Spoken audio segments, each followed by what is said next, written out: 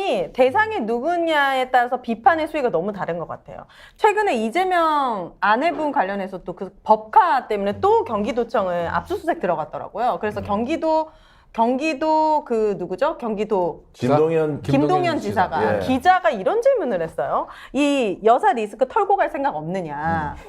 그랬더니 이제 이 김동연 지사가 내가 지금 내 부인이냐. 내 임기 전에 이미 있었고 압수수색은 몇십 번, 몇백 번 이제 경기도청의 일이 마비가 될 정도인데. 근데 그렇게 언론은 그렇게 질문하면 안 되는 거 아니에요? 왜 이렇게 많은 압수수색을 하는 것에 대한 비판적인 질문을 해야지. 거기다가 한 개 더 해야 될 게 있어요. 그 청사가요. 원래 이재명 지사 때 근무하던 곳이 아니고 그러니까 왜 여기 신청사나에 옮겨가지고. 그러니까 청사도 다른데. 그 본인들은 경기도지사 그 뭡니까 이게 노트북까지 그래 다 가져가서 그러니까요. 했다는 거 아니에요. 그러니까 이미 그러니까 쓸데없는 짓이잖아요.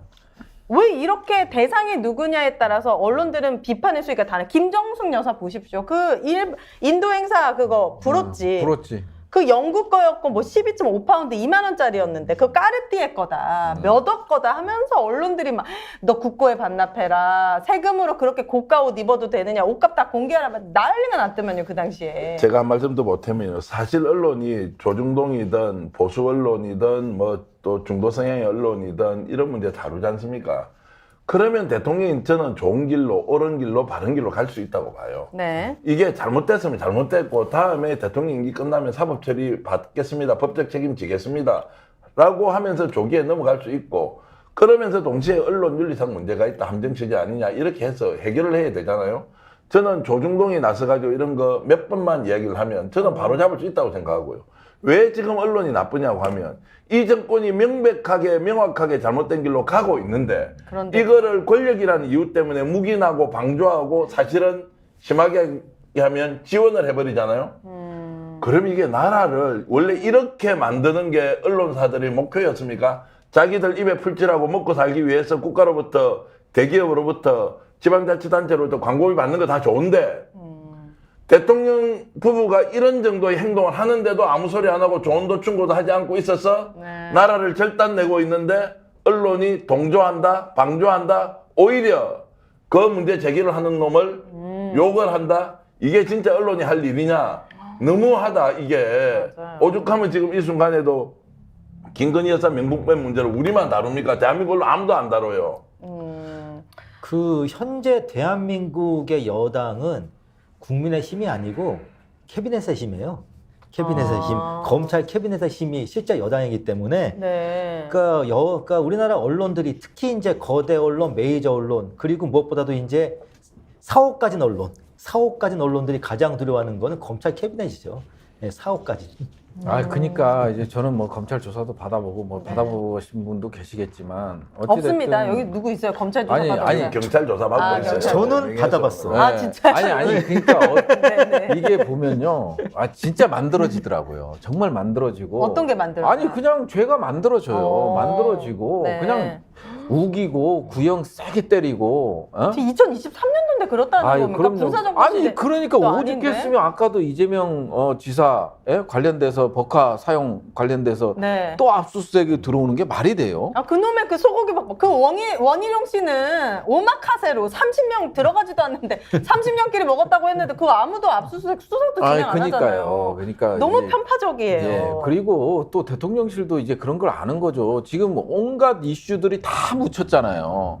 정말 오래 못 갔어요. 뭐 지금 저는 제일 억울한 게 네. 해병대 수사단장 박정훈. 네. 보직 해임 당하고. 근데 그때는 뭐 국방부 법원 앞에서 난리치고 막 하다가 지금 혼자 외로이 싸우고 있어요. 정말요. 지금 혼자 골반 같은 데 앉아서 보직 해임 당하고 이제 기소휴직 당해야 되나 이러고 어떻게 싸워야 되나 이 혼자 그 외롭고 고독한 싸움을 하고 있단 말이에요. 그러니까 네. 뭐냐면 아무리 잘못된 것도 이슈가 이슈를 넘는다고. 김건희는 지금 이게 학습 효과가 있는 거예요. 학습 효과가 있어서 네. 이것도 명품도 다른 걸로 덮인다고 하는 게 나와서 이쪽으로 여론이 확 쏠리면 이거 그냥 소리 소문 없이 넘어간다. 그러다가 이제 이멜다가 되는 거지. 뭐 반환 창고에 봤더니 명품들이 뭐 엄청나고. 생각해 보세요. 지금 언론에서 저는 명품은 얘기 안 할 수 있어. 근데 공식 영부인, 여사인 사람하고 사적 대화를 나누고 그게 카톡에서 이루어지는 것들이 다 보안 위기 상황이잖아요. 네. 그러면 경호처나 이런 것들이 지금 경호 실패로 가는 거거든요. 네. 그런 거에 대한 시스템이 잘못 돌아가는 거에 대한 처벌이 있어야 되는데 그 얘기조차 안 하잖아요. 다 명품에 꽂혀 있고 전혀 경호 시스템 체계에 대한 지금 잘못된 거에 대해서는 어느 누구 하나 얘기 안 하고 있고 사설에도 쓰여지지 않고 있고 네. 이 사람들이 잘못한 거에 대해서는 그냥 넘어가요. 술술. 김용현 경호처장은 이 사적으로 프리패스 시키는 카톡 라인 네. 이거에 대해서 제대로 그걸 못했기 때문에 지금 경호처장은 경질돼야 돼요. 그게 맞는 거지. 예전 같으면 한도 끝도 없이 쓰고 뭐 반드시 경질할 때까지 거기에 대해서 경고를 이어갔겠죠. 근데 하지 않지 않습니까? 하지 않는 이유가 결국에는 김건희 여사 일이기 때문에 경호처가 뚫히고 그리고 대통령이 그 경호 체제가 완전히 무너져도 아무 소리 안 한다. 아니 그때 9월이잖아요. 예. 9월이면 지금까지도 이제 개인적인 사적인 대화가 오가고 그 다음에 국가 정책이 오가지 않는다고 누가 보장해요? 그게 그럼요. 확인할 수가 이게 없지. 사적 영역에서 이게 사용된다는 게 이게 지금 보여진 거잖아요. 네. 이렇게 그러면 이건 심각한 문제예요. 당연한 심각한 네. 문제죠. 그 영상에서도 보니까 그 최재형 목사님이 나갈 때 찍어보니까 또 어떤 분들이 대기하고 있더만요. 그러니까요. 쇼핑백 들고. 그리고 그 다음 분 들어오세요 하니까 이거 뭐 의료 지금 진료실입니까? 이게 최재형 목사님뿐만 아니라 다른 사람들과의 사적인 만남이라든지 어떤 뇌물이라든지 이런 게 있을 수도 있었겠다는 의혹이 충분히 살 수 있는 장면들인데. 그러기 때문에 이제 지금이 구한말 분위기가 나는 게 예전에 이제 19세기 조선 왕조가 안동김씨 세도, 안동김씨 집 앞에 사람들이 이제 저기 뭐 전국에서 올라온 사람들이 벼슬을 얻기 위한 뇌물을 싸갖고 왔거든요. 네. 전국에서 어떤 상황이 드냐면은 19세기가 안동김씨 세도의 시대였다면은 21세기 한국은 명일김씨의 시대다. 명일동 김씨, 네. 명일김씨의 시대인데 그리고 저는 제가 방금 분우창 대변인님 말씀을 좀 약간 뭐 이어받고 싶은 게 윤석열 정권의 특징이 있어요. 어떤 거냐면은요, 영부인이 가까이 있는 기관일수록에 문책을 안 당합니다.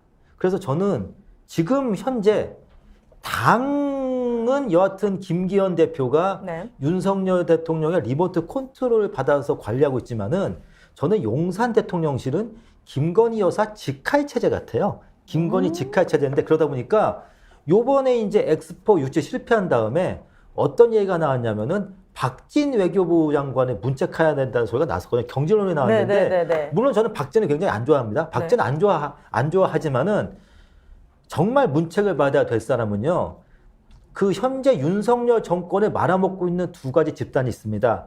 한 집단이 극우 뉴라이트고 또 한 집단이 보수적 관료 집단이에요. 그런데 현재 그 극우 뉴라이트 집단의 헤드 수장이 김태호 차장이고 그리고 보수적 관료 집단의 대표자가 김대기 실장인데 김태호나 김대기를 문책을 해야 돼요. 엑스포 참사에 대해서는. 그런데 문제는 김대기나 김태호에 대해서는 이런 방구 없이 힘없는, 물론 뭐 여기서는 뭐 상대적으로 힘이 없는 겁니다만은 힘없는 박진만 조지고 있는 거예요.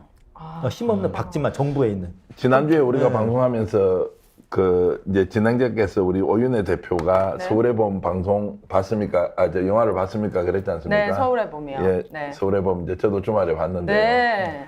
비유를 하자면 이렇습니다. 지금 우리가 김건희 명품백을 어떤 식으로든 진실을 밝히고 국민들에게 알리고 대통령 부인이 사과를 해야 된다고 생각하는 이 주장을 하는 사람이 꼭 그 영화에서 나오는 수도경비 사령관이 네. 이태신 장군이 네. 정의롭고 올바른 목소리를 내는데도 불구하고 반란군 쿠데타 세력에게 점점점 몰리면서 마지막에는 자신을 돕는 사람이 아무도 없어진 거죠. 맞아요. 왜냐하면 여기서 언론 그리고 지상파 종편, 방송, 신문 할 거 없이 이 문제를 잘 다루어주면 대한민국이 이 일을 계기로 대통령 부부가 뭔가 개가천선을 해서 달라질 수도 있는데 이걸 다 포기하고 권력의 편에 다 서니까 야 이게 그러면 전두환과 이태신이라는 사람이 싸우고 있는데 정의와 진실은 오간데 없고 결국 힘의 논리에서 한쪽으로 다 쏠려버리니까 이태진 장군처럼 애국자로서 어떻게 해야 되느냐라는 이 고민에 빠진 일종의 나약한 지식인들은 설 자리가 없으니까 우리도 그냥 힘센 데 붙을까? 이렇게 다 가고 있는 형국이 아니냐. 네. 저는 이태진 같은 사람이 되지도 않지만 어쨌든 진실을 밝히지 않는 사람이 구석에 몰려서 오히려 엉터리 주장과 정말 쓸데없는 얘기를 남발하는 자들로 몰리고 있는 네. 이 현실이 너무 안타깝다 이런 말씀을 드립니다.